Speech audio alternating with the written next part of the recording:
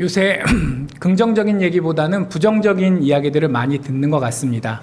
경제적으로 어려워지는 것은 당연하고 꼭 그 돈의 문제가 아니더라도 이 세상을 돌아가는 거 보면은 또 뉴스들을 보면은 좋은 얘기보다는 왜 우리나라가 이렇게 되었을까? 왜 세상이 이 모양 이 꼴일까? 라고 하는 생각이 들 수밖에 없는 뉴스들을 많이 접하게 됩니다. 그리고 그 안타까움 가운데서도 우리가 또한 슬퍼할 것은 그나마 그 엉망인 이 나라 가운데 거의 유일하게 잘 돌아가고 있는 게 뭔 줄 아세요? 예, 우리나라 특히 이제 산업 가운데 지금 제일 잘 돌아가고 있는 거는 무기 수출입니다.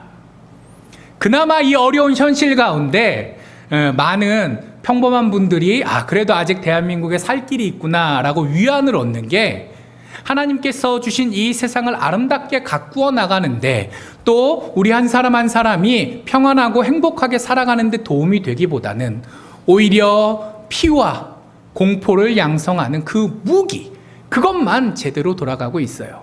우리나라가 전투기를 만들고요, 또 탱크도 수출하게 됐고 대포도 수출하게 됐고 얼마 전에는 호주에 장갑차도 수출하는 나라가 되었습니다. 그리고 안타깝게도 그나마 잘 돌아가는 그거 하나가 무기인 것도 우리 입장에서는 좀 아쉬운데, 그게 우리나라가 상대적으로 그 분야에 대해서 뭐 압도적인 기술력이나 무엇을 가지고 있어서 그렇게 된 것도 아니라는 점이 또 한 번 우리를 슬프게 합니다. 왜 우리나라가 그런 무기를 수출할 수 있는 나라가 되었을까요? 첫 번째로는 이 나라가 동족상잔의 비극을 아직도 극복하지 못하기 때문이에요. 다른 더 잘난 나라들이 무기 만드는 거를 줄여갈 때 이 나라만큼은 저 북녘 동포들과 총뿌리를 겨누어야 했기 때문에 어쩔 수 없이 무기들을 개발했고 또 그 공장들을 계속 유지했더니 이 러시아와 우크라이나가 전쟁을 벌이는 이 상황이 벌어지면서 어쩔 수 없이 그럴 수밖에 없었던 현실이 오히려 이득이 되는 상황이 되어버린 거죠. 그나마 잘 돌아가는 게 무기라는 것도 서럽고, 그리고 그것도 우리가 뭐 능력이 있어서가 아니라 그 가슴 아픈 과거의 현실들을 가지고 있었기 때문이라는 점도 서럽고, 그리고 그 서러움에 더해서 우리가 또 한 가지 마음 아픈 거는 이 세상 모든 똑똑한 사람들이 다시는 옛날 같은 그런 큰 전쟁이 없을 거라고 굳게 믿고 자기네 나라 공장을 다 줄여갔는데 인생은 어떻다고요? 예상대로 되는 게 아니더라는 거예요. 평범한 우리 한 사람 한 사람이 아니라 모든 나라의 그 똑똑한 대통령과 무슨 경제 관료들과 학자들이 다 연구해서 내린 결론이 이제는 테러리스트와의 싸움은 있을지언정 나라와 나라가 전쟁하는 일은 더 이상 없을 거라고 했는데 전혀 아니올시다 인 상황이 되었습니다. 자, 그리고 이게 꼭 어려운 그 세계 정세뿐만 아니라 우리 한 사람 한 사람의 인생 가운데서도 그대로 작동하는, 어떻게 생각하면 인생의 본질인 것 같습니다. 내가 뜻하는 것이 있지만 뜻대로 되지 않습니다. 내가 예상하는 것이 있지만 예상대로 일이 돌아가지도 않습니다. 그렇기 때문에 우리는 항상 잠깐은 평안을 누리며 마음을 놓고 살 때가 있을지언정 기본적으로 그 인생이라는 긴 마라톤 같은 여정을 달려가면서 늘 고민하게 되고 늘 두려워하게 되고, 그리고 정말 하나님께서 도와주시지 않으면 이 힘들고 어려운 내 인생을 어떻게 지탱할 수 있을까? 참 하나님만 바라볼 수밖에 없는, 아까 우리 권사님께서 눈물로 기도하셨는데 그 절절한 마음을 누구나 다 인생을 살면서 몇 번씩은 겪을 수밖에 없더라는 거예요. 오늘 하나님께서 우리에게 주셨던 이 사사기 7장의 본문의 시대를 살아가고 있던 이스라엘 백성들도 그 인생의 본질에서 자유로울 수 없던 평범한 사람들이었습니다. 자, 사사기 7장 앞에 6장이 있겠고 6장 앞에 몇 장이 있겠죠? 이 정도는 5살짜리도 할 수 있잖아요. 6 앞에는 5죠. 5장에 보면 더 앞에 나가면 4장에 보면 드보라와 바락 시대에 하나님께서 이 우상 숭배하고 부패한 이스라엘 백성들을 혼내시기 위해 저 북쪽에 있던 어느 나라를 사용하셔서 이 백성들을 혼나셨던 얘기가 있어요. 그리고 그 과정 속에서 이스라엘 백성들이 우리가 잘못했구나, 하나님 앞에 범죄했구나, 그리고 우리는 우리의 능력으로 이 문제를 해결할 수 없구나 라는 걸 깨닫고 회개하며 하나님께 부르짖었더니 하나님께서 드보라와 바락을 통해서 이스라엘 백성들을 구원해 주셨다라는 얘기가 나옵니다.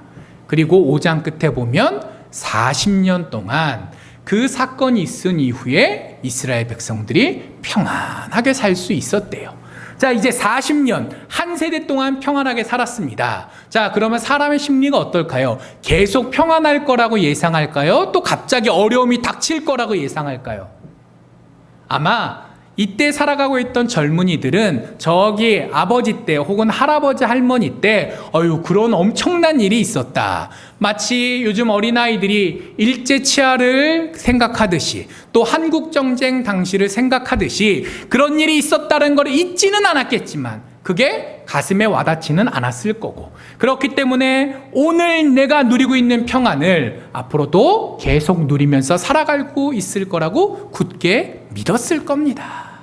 하지만 실제로 그들의 삶이 어떻게 되었습니까? 그러한 믿음 가운데, 평안 가운데 조금씩 나태해져 갔고, 그 나태해진 것이 조금씩 쌓이면서 하나님을 바라보기보다는 나 개인의 이익을 충족시키기 위한 어떤 인간적인 욕망에 사로잡히게 됐고, 그리고 그 욕망의 결과로서 다시금 우상숭배를 시작하게 되었습니다.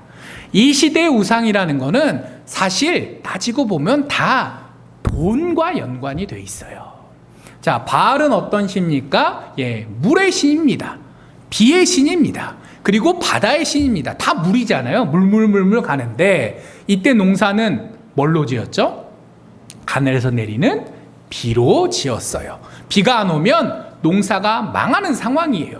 요즘이야 기술이 발달해서 이런저런 방법으로 어떻게든 버틸 수 있지만 이때 농부들에게 있어서, 이때 평범한 사람들에게 있어서 가뭄이라는 것은 내 인생을 송두리째 빼앗을 수 있는 엄청난 위협이기도 했고, 또 꼭 가뭄이 아니어도 적당히 비가 잘 내려줘야 뭐가 늘어나는 거예요? 내 수확이 늘어나고, 이걸 요즘식으로 표현하면 내가 돈을 벌 수 있는 거예요.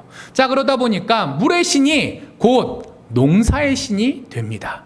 농사에 있어서 제일 중요한 게 물이라고 생각하니까요. 그 동네 햇볕은 어떨까요? 쨍쨍 잘 내려지겠죠? 해가 모자라서 농사를 못 짓는 경우는 잘 없을 거예요. 물이 문제니까요. 자, 그래서 많은 사람들이 바알을 믿게 됩니다.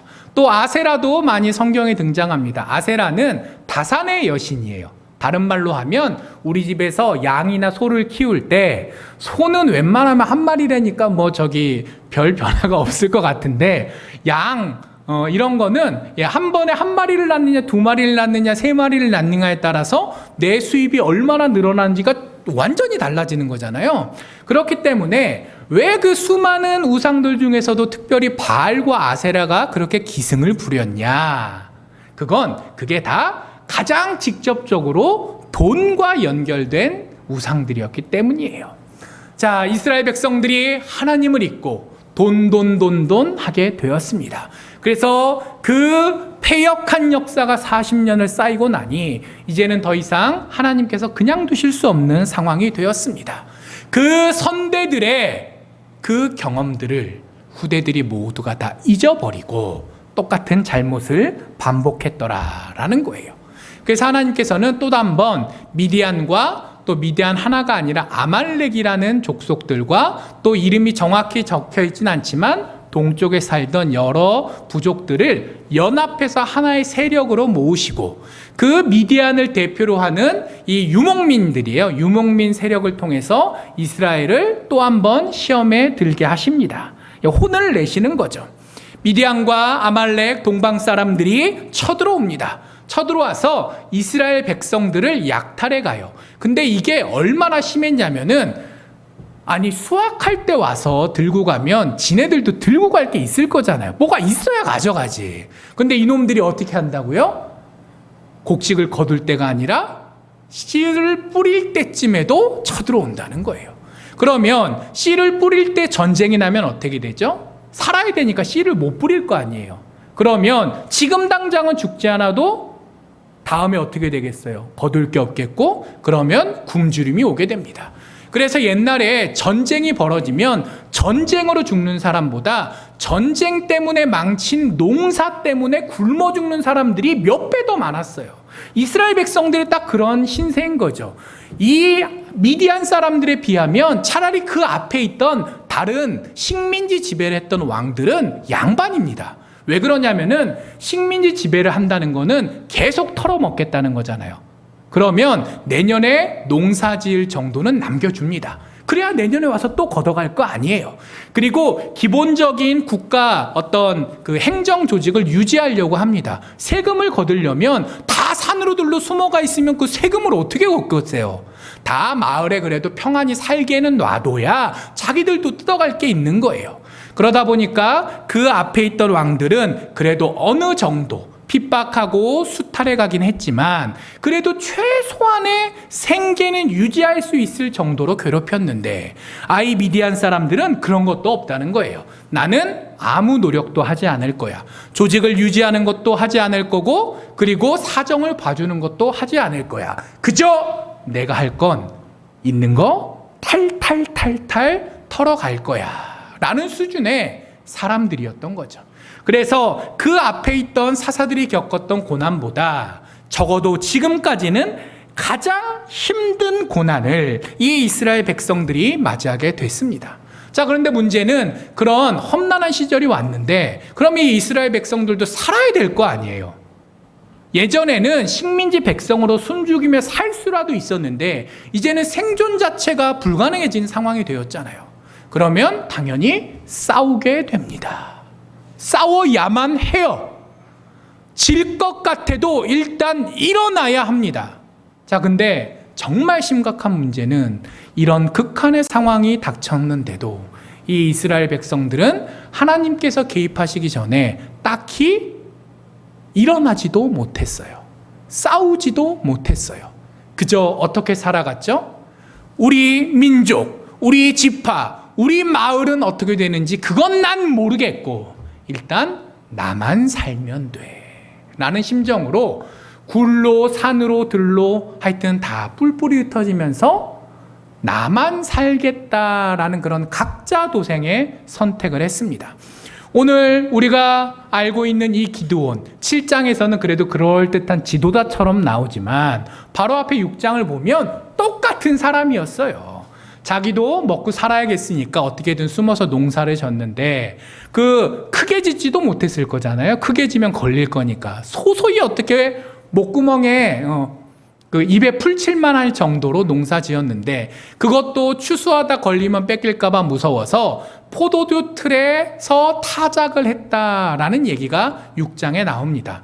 아니 목사님 그냥 추수를 하는 거랑 포도주 틀에서 추수를 하는 거랑 뭐가 그렇게 다른가요? 아마 그러실 수도 있을 것 같아요.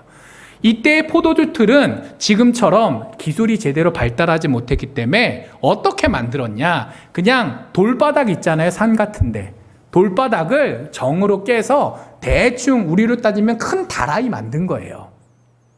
지금은 플라스틱으로 이 큰 대야를 만들어 이동할 수 있지만 필요하면 저기 놨다가 또 필요해지면 절로 가져갈 수 있지만 이때는 그런 걸 만들 능력이 없는 거예요. 플라스틱은 당연하거니와 금속이나 그 돌로 만들면 어떡할 거예요? 다라이 이따만한 거 돌로 만들면 들고 다닐 수 있을 것 같으세요? 못 들잖아요. 그러니까 아예 요 땅바닥에다 네모나게 보통은 팝니다. 그리고 그런 데는 보통 어딜까요? 밭에 그런 돌바닥이 있을까요? 그럼 거기는 더 이상 밭이 아니겠죠. 보통은 산에 있어요. 산에. 그리고 그 포도를 보관하거나 이런저런 사정들을 생각하면 그 산 중에서도 보통은 이렇게 어떤 그늘이진 동굴 너무 깊게는 아니지만 동굴 초입부 같은데 보통 많이 만들었습니다. 그러니까 성경에는 포도주 틀에서 그 거둔 곡식들을 나달을 벗기고 있다라고 이야기하지만 사실은 굴에 숨어서 몰래 타작을 하고 있었다는 거예요.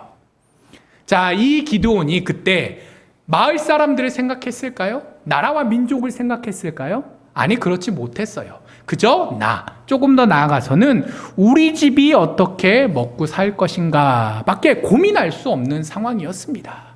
그러다 보니 모두가 이 각자 도생의 선택을 했고, 그러다 보니 지파들이 모이지도 못했고, 그리고 그렇기 때문에 이 미디안이 때때로 쳐들어올 때 도무지 아무도 감당할 수 없는 상황이 되었습니다.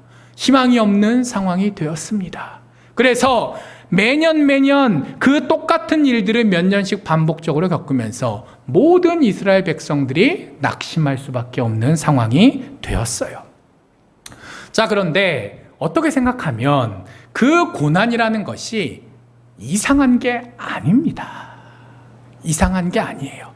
자, 사람은 누구나 다 한계를 가지고 있습니다. 첫 번째로는 어떤 한계를 가지고 있죠? 내가 이 세상 돌아가는 걸 다 알 수가 없어요. 우리 권사님들 이렇게 모여서 어디 식사하러 가시면 한 테이블 4분 정도 앉아 있으면 다른 어느 권사님이 얘기하시는 게 잘 들리실 거예요. 그래도 내가 말하지 않아도 사람들이 무슨 얘기하는지가 이해가 됩니다. 근데 8분 가셨다고 생각해 보세요. 2자리에 앉았어요. 자, 그럼 가운데 쪽 앉는 분은 정신이 사나워도 이쪽에서 하는 얘기, 이쪽에서 하는 얘기가 대충 들리시지만 이 양쪽 끝에 앉으신 분들은 저쪽 끝에 계신 분이 무슨 얘기하는지 잘 들리세요? 안 들리잖아요. 몇 명이어도 얘기가 안 된다고요? 8명만 돼도 이야기가 안 됩니다. 자, 근데 이게 우리 권사님들께서 귀가 어두우셔서 그럴까요? 아니, 그렇지 않습니다. 보통 사람이 이야기할 수 있는 범위는 한계가 있는데 잘 쳐줘야 8명이 최대예요. 더 늘어나기가 쉽지 않습니다. 그래서 회사 같은 데에서도 이렇게 길게 테이블에 앉으면 끝에랑 얘기가 잘 안 되니까 가급적이면 둥그런 테이블에 어떻게라도 좀 얘기를 서로 잘 해볼까, 회의를 제대로 해볼까 온갖 고민을 하지만 하나님께서 인간을 창조하실 때 귀는 2개, 입은 1개, 그리고 들을 수 있는 거리도 요만큼, 볼 수 있는 거리도 아무리 눈이 좋아봐야 저만큼 일정한 한계를 주셨기 때문에 내가 세상에 돌아가는 걸 다 알고 싶어도 알 수가 없는 게 인간이에요. 자, 그리고 인간은 이렇게 세상에 대한 정보를 걷어들이는 거에도 한계가 있지만 그 정보들이 나한테 쌓인다고 해서 내가 모았다고 해서 그거 제대로 처리하세요? 세상에 수많은 뉴스들이 나옵니다. 자, 근데 어느 뉴스가 진짜고 어느 뉴스가 가짜인지 분간이 되세요? 요즘 충격적인 사건들이 연달아 벌어지고 있는데, 자, 그놈들 나쁜 놈이다 라고 하기는 쉽지만 도대체 그 사람들이 왜 그렇게 되었는지 그 이유를 이해하세요? 어렴풋이 왜 그렇게 했다 공감이 되시는 부분도 있겠지만 사실 내 사정도 내가 다 모르잖아요. 자, 인간은 정보를 모으는 것에서만 한계가 있는 게 아니라 그나마 알고 있는 거를 어떻게 잘 조합해가지고 내가 진짜 알아야 될 것을 알아낼 수 있는가, 그런 부분에 있어서도 참 무지합니다. 그리고 또 사람은 게을러요. 기본적으로 게으른 존재입니다. 그리고 어느 정도는 하나님께서도 용납해 주신 것 같아요. 쉬지 않고 일만 할 수 없게 애초에 하나님께서 만드셨잖아요. 하나님께서 균형을 중요하게 생각하시는데, 근데 그 균형을 지켜가기보다는 몸이든 생각이든 적어도 어느 한쪽은 게을러지기 쉬운 게 인간의 솔직한 모습입니다. 자, 그러다 보니 40년 전에 어떤 일이 있었는지 분명 전해 들었지만, 그러나 그게 내 인생에 어떻게 작동하는 것인지는 모릅니다. 그리고 그 상황 가운데서 내가 하나님을 제대로 믿고 내가 해야 할 일에 최선을 다하기는 어려우니까 그 게으른 사람들은 바알과 아세라를 의지해서 나는 별로 노력하지 않고 요만큼만 노력하면 쟤네들이 이만큼 투자한 걸 불려서 주기를 기대합니다. 그러한 인간의 한계들이 우리에게도 있고 그때 그 이스라엘 백성들에게도 있었는데, 그 한계가 어쩔 수 없이 개인으로서도 작은 공동체로서도 또 전 인류의 범위에 있어서도 항상 문제를 만들 수밖에 없더라라는 거예요. 그런데 인간은 그 기본적인 한계에 더해서 또 하나님을 떠난 배신자이기도 합니다. 하나님께서 우리가 그런 한계를 가진 존재인 것을 알고 계시기에 처음 창조하실 때부터 그냥 너희들끼리 알아서 살아라 라고 내던지시지 않았어요. 어떻게 하셨죠? 하나님께서 아담을 또 하와를 창조하신 다음에 에덴 동산이라는 안전하게 거할 수 있는 거처도 주셨고, 그곳 가운데서 어떻게 살아야 하는지 그 규율도 주셨고, 그리고 아담이 동물들에게 이름을 지어줬다라는 거잖아요. 그 시간 동안 할 일 없이 빈둥빈둥 하는 게 아니라 해야 될 일까지도 주셨어요. 근데 사람은 어떻습니까? 그 하나님의 은혜와 하나님의 명령에 순종하기보다는 내가 내 인생의 주인 되어서 내 마음대로 살고 싶었기에 하와가 뱀의 꼬임에 빠져서 선악과를 먹었죠. 근데 하와만 문제일까요? 어떤 분들은 그러시더라고요. 여자 때문에 남자의 인생이 이 모양 이 꼴이 됐다. 자, 그렇지 않죠. 하와만 문제가 있었으면 하와가 선악과를 먹으라 줬을 때 아담이 어찌 이런 일이 하면서 오히려 따끔하게 혼을 냈을 거예요. 그러나 아담은 어떻게 했죠? 낼름 먹었습니다. 그리고 치사하게 먹는 선택은 자기가 했으면서도 하나님께서 아담아 아담아 하시니까 어떻게 했죠? 하나님께서 내게 주신 이 여자 때문에, 이게 얼마나 비겁한 거예요. 먹기는 내가 먹어놓고 지금 누구 탓하는 거예요? 부인 탓. 근데 부인 탓만 해요? 아니, 더 나아가서 부인 때문에라고 얘기하지 않고 하나님께서 내게 주신 이 여자라는 식으로 얘기합니다. 궁극적으로 내가 선악과 먹은 건 누구 책임이라는 거예요? 하나님 책임이라는 거죠. 자, 근데 그게 인간이라는 거예요. 최초에 창조되었던 그 시절부터 인간은 하나님의 뜻에 따라 살기보다는 내 마음대로 살고 싶어하는 존재였고, 그리고 그 결과가 결국은 선악과를 먹는 행동을 통해서 우리 모두가 공유하고 있는 이기적인 존재라는 인간의 한계를 만들었습니다. 자, 그러니까 이 이스라엘 사람들도 그 인간의 한계 속에서 어쩔 수 없는 죄인이었고, 반면에 공격하는 미디안 사람들은 어땠을까요? 똑같은 사람들이죠. 나의 이익을 위해서라면 누구를 괴롭혀도 된다는 거예요? 옆나라 사람을 괴롭혀도 된다는 거예요. 그것도 어느 정도까지 괴롭혀도 된다는 거예요? 살아갈 수 없을 만큼 정말 극악하게 괴롭혀도 된다는 거예요. 왜? 내가 잘 먹고 잘 사는 게 제일 중요하니까.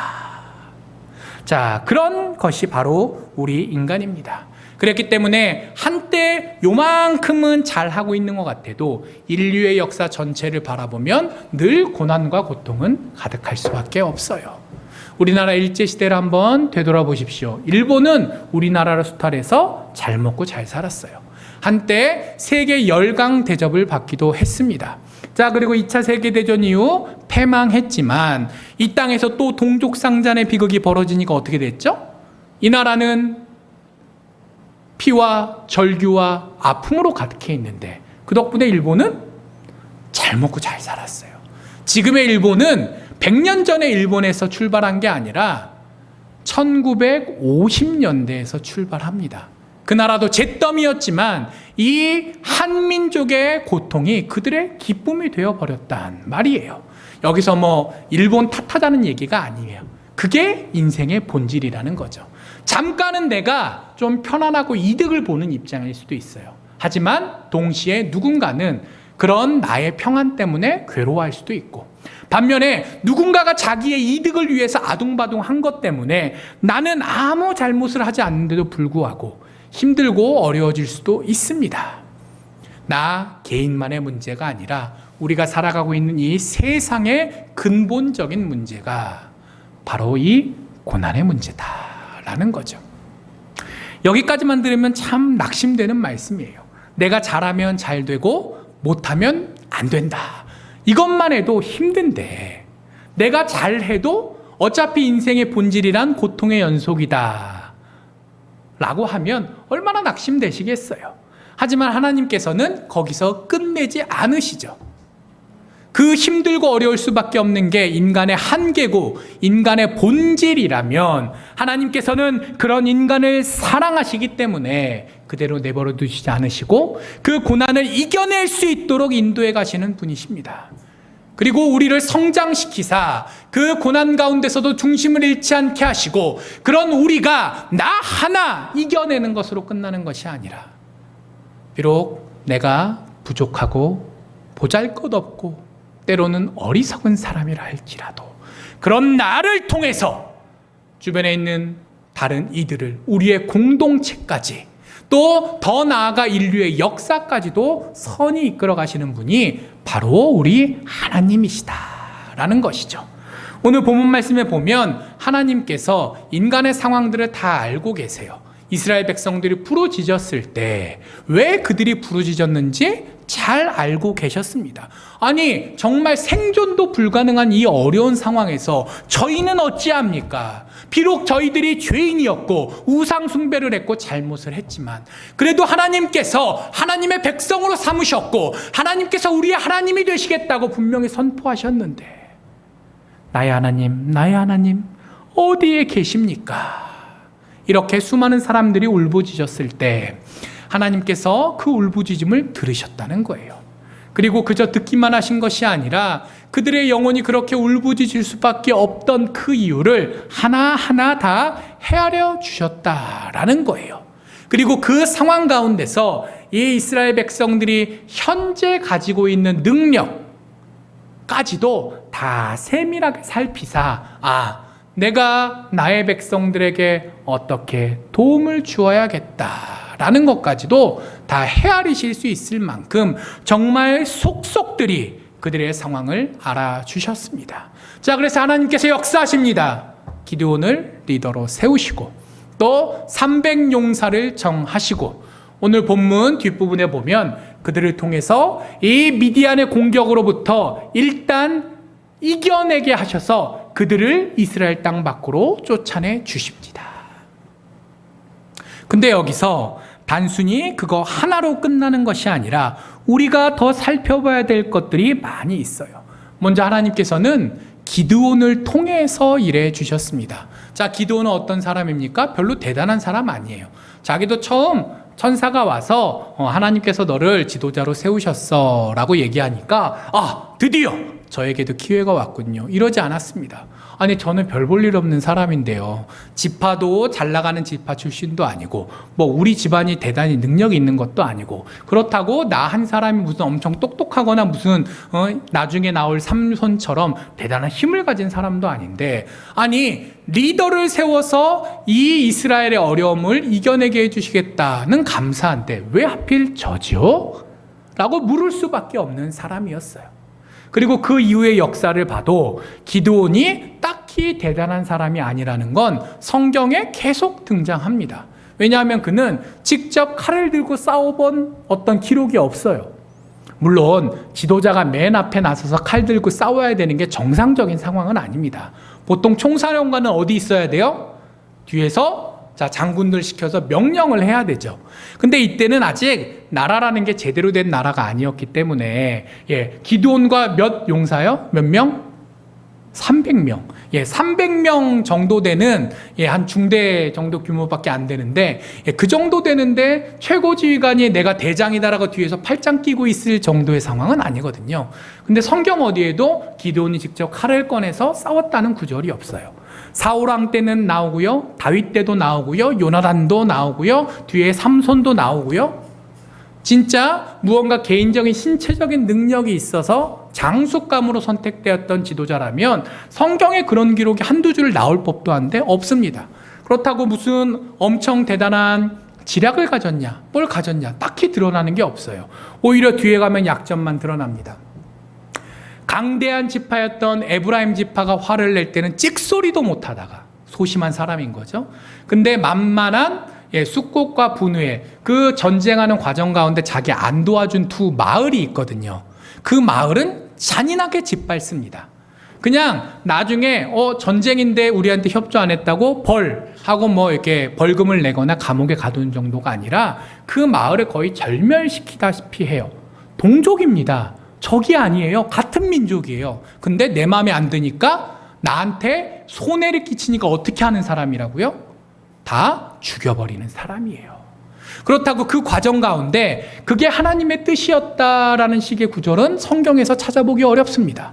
그러니까 그 모세 시절에 가나안 백성들을 진멸하라고 하셨던 하나님께서 이것을 어떤 시범 케이스로 삼으시기 위해 두 마을을 진멸하라고 명령하셨다면 그거는 기드온이 어쩔 수 없는 부분이겠지만 성경의 내용을 보면 기드온의 분노 때문이었을 것으로 예상이 돼요. 자, 그리고 그 이후에 이기고 난 다음에 이 사람이 사람들한테 금부치도 걷고 그걸로 그럴듯한 그러니까 제사장의 옷인데 본인은 제사장이 아니잖아요. 근데 제사장의 옷도 만들고 그것들이 나중에 후대에 계속 우상숭배거리가 되게 할 만큼 많은 문제도 남겨놓습니다. 그리고 결정적으로 아들이 70명이래요. 예. 아들 70명이면 부인은 몇 명일까요? 글쎄 아무리 적게 잡아도 10명은 되겠죠. 예. 이 당시에 왜 10명이나 되는 부인이 필요했을까요? 많은 성경학자들은 이 기드온이 왕이 되라는 명령은 그 백성들의 바람은 그거는 아닙니다. 하나님께서 우리의 왕이십니다. 라고 했지만 실제적으로는 왕 노릇을 하고 싶었다라고 봅니다. 부인이 그렇게 많아지는 제일 큰 이유는 정략 결혼이에요. 이 지파 출신도 한 명 있어야 되고 저 지파 출신도 한 명 있어야 되고 각 지역의 유력한 사람들과 계속 혼인 동맹들을 맺다 보니까 부인도 많아지고 자식도 많아지고 아들만 70명이었으면 확률적으로 자식이 몇 명이란 얘기예요.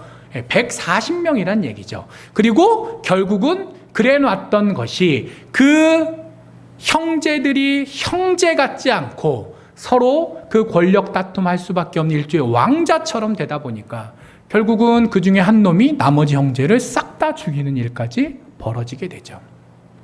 기드온이 왜 이런 실수를 했을까요? 그가 평범한 사람이기 때문입니다.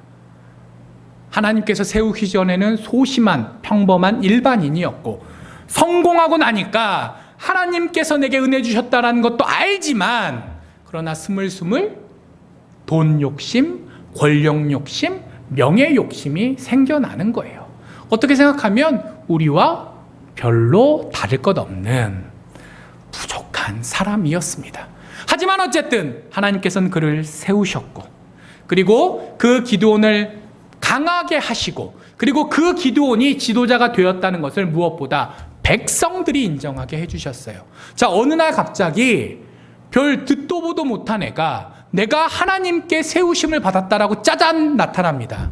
우리 성도님들 같으시면 믿어지시겠어요?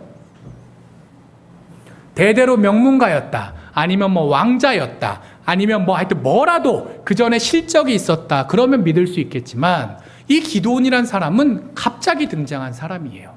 그 전에 온니엘이라는 사사는 그 대대로 명문가였어요. 갈렙의 사위였거든요.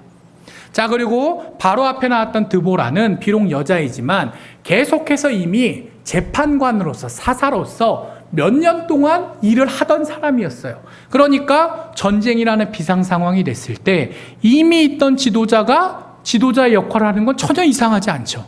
근데 기드온은 아무것도 없었습니다. 과거에 경력도 없었고 무슨 직위도 없었고 집안에 백도 없었고 정말 아무것도 없는 사람인데 근데 신기하게도 백성들이 그를 지도자로 인정합니다. 중간에 여러 가지 기록들도 성경에 있지만 결국은 하나님께서 사람들의 마음을 여시사 이 기드온을 리더로 인정할 수밖에 없게 만들어 주신 거죠. 기드온은 실제 전쟁터에 나가기도 전에 이미 하나님의 기적을 맛보았습니다. 보잘것없는 내가 나라의 지도자가 되었으니까요. 자, 이렇게 하나님께서는 다양한 방법으로 역사하십니다. 자, 어떤 때는 모세 때 홍해를 건넌 것처럼 누가 봐도 휘황찬란하고 대단한 놀라운 기적으로 역사하십니다. 지난 시간에 들었던 것처럼 그러나 세미한 소리로 사람들이 미처 잘 알지 못하는 상황 가운데서도 여전히 역사하십니다. 자, 그리고 오늘 기도원에서처럼 사람을 세우시고 사람을 통해서도 역사하십니다. 믿음의 눈으로 바라보지 못하면 하나님께서 하시는 그 역사, 섭리가 보이지 않고 눈앞에 등장한 주인공 같은 기드온, 혹은 조금 더 나가면 300용사까지만 보이겠지만, 그러나 하나님께서 그리 사람을 통해서 역사하신 것이지 이 사람들이 잘나서 그렇게 된 건 아니라는 거예요. 그렇습니다. 하나님께서는 다양한 방법으로 역사하십니다. 하나님께서 어떤 방법으로 우리에게 역사하실지 우리는 잘 알지 못합니다. 그래서 우리는 기적을 바라기도 하고, 또 어떤 때는 내가 아니라 누군가 슈퍼맨 같은 사람이 나타나서 우리 앞에 놓여있는 이 모든 문제를 해결해 주기도 바랍니다. 그러나 하나님께서는 때로는 한 사람 한 사람을 세우시고 사용하셔서 은밀한 가운데 역사하시기도 하시고, 또 오늘 본문에 보니 기드온 한 사람뿐만 아니라 그 기드온을 중심으로 300명을 모아주시사 작은 공동체를 통해서도 큰 역사를 베풀어 주십니다. 오늘 본문 말씀 보면 숫자를 줄이는 과정이 나와요. 처음에 이스라엘 백성들이 몇 명이 나왔죠? 32,000명이 왔습니다. 그리고 거기서 하나님께서 야, 애들이 너무 많다. 이래서 이기면 지들이 잘나서 이긴 걸 줄 알 거 아니냐. 지금 애초에 이 문제가 생긴 거는 하나님의 살아계심을 제대로 알지 못하고 자신들이 어떤 존재인지를 제대로 알지 못하고 자기의 이득을 위해서 우상숭배했기 때문에 애초에 문제가 생긴 건데, 여기서 32,000명이 나가가지고 도대체 몇 명인지 정확히 알 수 없지만 10만을 훌쩍 넘었을 걸로 예상되는, 나중에 성경 기록을 보면은 그 메뚜기 떼처럼 많았다고 하거든요. 셀 수 없을 만큼 그 많은 군대와 싸웠지만 어쨌든 간에 3만 대 10만 혹은 3만 대 20만 정도는 역사를 봐도 이긴 경우가 종종 있거든요. 그러면 어떻게 되죠? 내가 말이야 소시적에 16대 1로 싸웠는데, 자, 제 친구들 중에서는 그런 얘기하는 친구들이 가끔 있었습니다. 이 자리에 계신 우리 장로님, 집사님들, 전도사님들 입장에서는 어떤지 모르겠는데, 그걸 남자들은 자랑거리라고 생각해요. 우리 32,000이었는데 얼마랑 싸워 이겼다. 결국은 하나님께서 도와주셨다는 것은 잊혀지고 내가 잘났다라고만 갈 거 아니에요. 그래서 하나님께서 아예 그런 일이 일어나지 않도록 미리 예방해 버리십니다. 그래서 기드온에게 말씀하시죠. 자, 싫다. 보내라. 그래서 기드온이 자, 겁나는 사람은 가도 됩니다 하니까 10,000명이 남았대요. 자, 근데 10,000명도 하나님께서는 많다고 하십니다. 자, 그래서 이제 어떡하라고 하셨죠? 요거는 우리 뒤에 있는 아이들도 다 알 내용인데, 자, 물가로 인도해 가셔서 물을 먹이라고 하신 거예요. 그리고 물을 먹는데 9,700명은 그냥 무릎을 꿇고 약간 절하는 자세로 그 물에 입을 대고 꿀꺽꿀꺽 물을 마셨다는 거예요. 근데 300명은 어떻게 마셨다고요? 조신하게 손으로 물을 떠서, 여기까지는 조신한데 그 다음이 좀 그래요. 성경을 보니까 그냥 이렇게 마시면 조신한데 개처럼 혀로 낼름낼름 그 물을 핥았다는 거예요. 자, 우리 성도님들 한번 생각해 보십시오. 어느 쪽이 이상한 놈들입니까? 무릎 꿇고 물을 마신 9,700명이 정상입니까? 아니면 물을 이렇게 떠서 혀로 낼름낼름 먹은 300명이 정상입니까?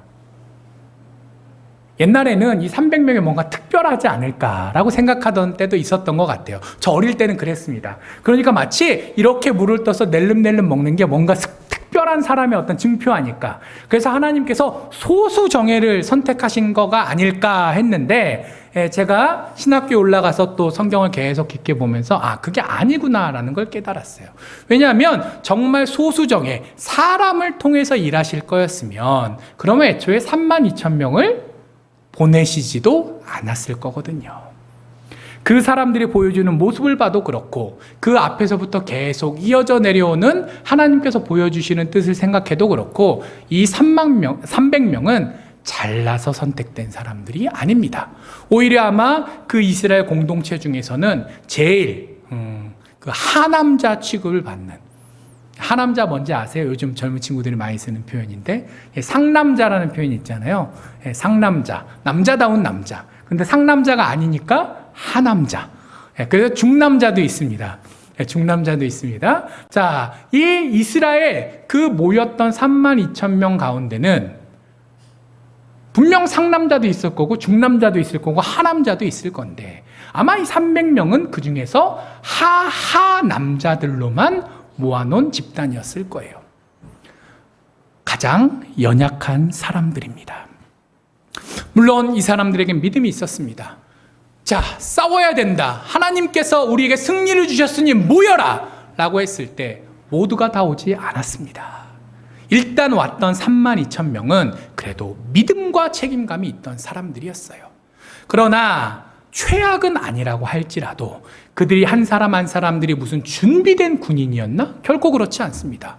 그때는 다 농사짓고 양치고 살다가 땡땡땡땡 전쟁 났어야 하면 그냥 자기 집에 있는 거 곡괭이를 들고 오든지 뭘 들고 오든지 일단 들고 뛰어오는 거예요. 제대로 된 훈련 그딴 거 없습니다. 전부 다 그냥 자기가 평소에 일을 하면서 다져온 자기의 근육으로 승부를 보는 거지, 집단적으로 군인으로서 준비된 건 전혀 없는 시대였어요.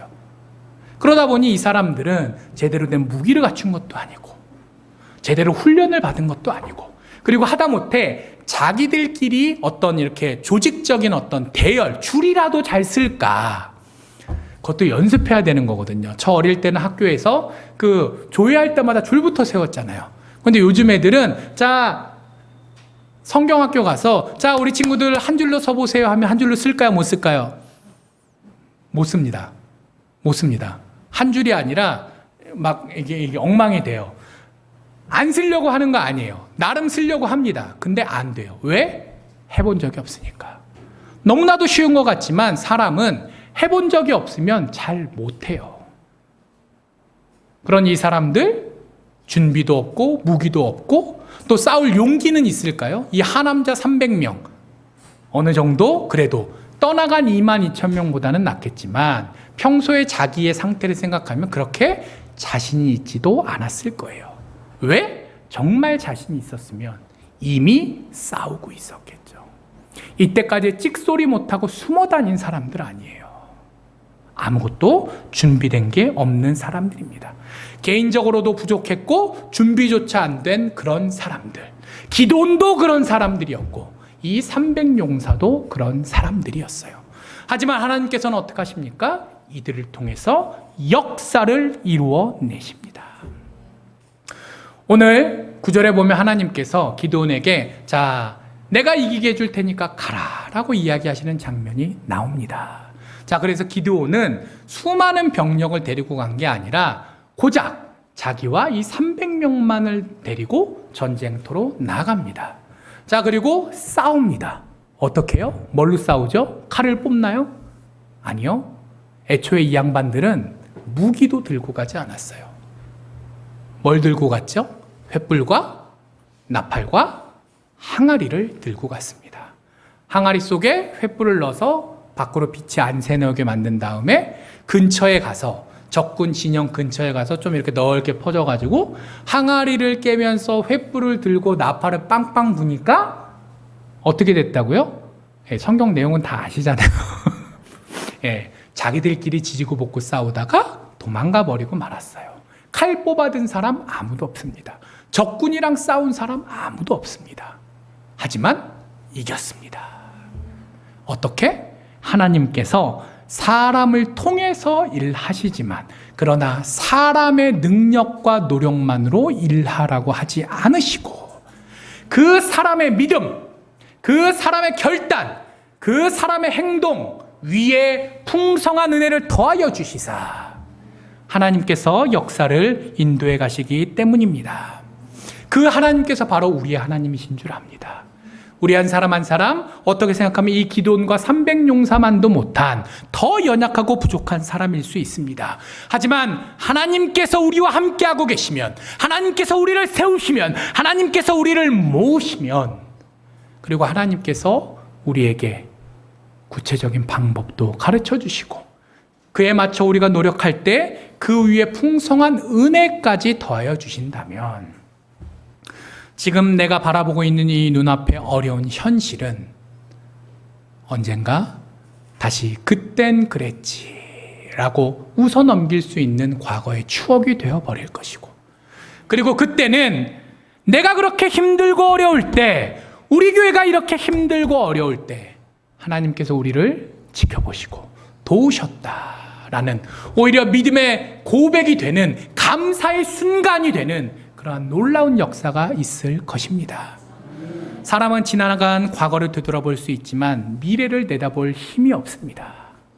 그래서 지난날 과거를 되돌아보시며 지금까지 나의 인생 하나님께서 늘 붙들고 인도하여 오셨다라고 고백하시지만, 그러나 우리는 연약하기 때문에 또다시 내 인생 앞에 불어닥친 새로운 고난 안에서는 고민하고 걱정하고 의심하고 불안합니다. 이상한 거 아니에요. 그게 사람입니다. 그리고 하나님께서도 그런 인간의 연약함을 다 알고 계십니다. 그리고 그 위에서 인도하시고 역사하시는 줄 압니다. 그것들을 믿고 나아가는 우리들이 되었으면 좋겠습니다. 비록 부족한 사람일지라도 세우시고 또 그들을 통해서 역사하시는 하나님께서 지금 시대를 살아가는 우리들에게도 동일한 은혜를 베풀어 주실 것이고, 그것들을 통해서 우리가 눈앞에 있는 위기를 넘어서 또한 그 믿음의 다음 단계로 나아가는 은혜까지도 충만히 느낄 수 있을 것입니다. 그러한 소망을 품고 나아가는 우리 모두 되기를 주님 이름으로 간절히 축복합니다. 기도하겠습니다. 하나님 감사합니다. 저희들 부족한 것들 많고 연약하지만 그러나 하나님께서 저희를 사랑하사 저희들의 사정들을 헤아려 주시고 또 역사하심을 들었습니다. 저희들이 간절한 마음으로 부르짖습니다. 하나님, 지금이 도와주실 때이오니, 정말 저희들이 간절히 원하오니 하나님께서 선히 응답하여 주시옵시고 정말 우리가 나아갈 바를 알게 하여 주시옵소서. 감사드립니다. 이 모든 말씀 예수님 이름으로 기도합니다. 아멘.